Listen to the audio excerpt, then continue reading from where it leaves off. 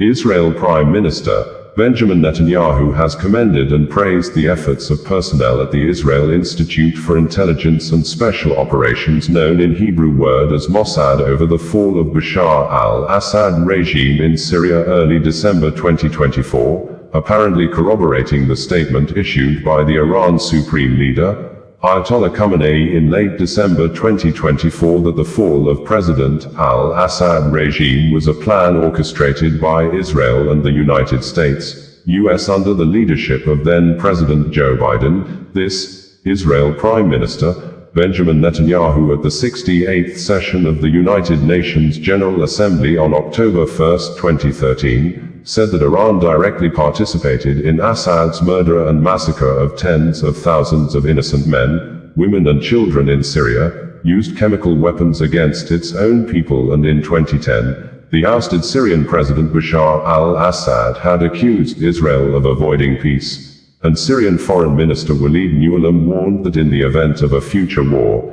Israeli cities would be targeted by Syrian missiles, an action Israel Prime Minister Benjamin Netanyahu believed to be the underground work of Iran's Supreme Leader, Ayatollah Khamenei. He had accused severally of being the root cause of war in the Middle East, specifically stating at the 68th session of the UN Assembly that, some 2,500 years ago, the great Persian king Cyrus ended the Babylonian exile of the Jewish people.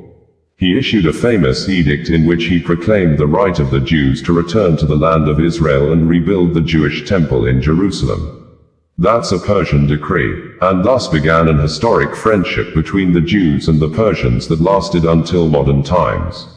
But in 1979 a radical regime in Tehran tried to stamp out that friendship. As it was busy crushing the Iranian people's hope for democracy, it always led wild chants of death of the Jews.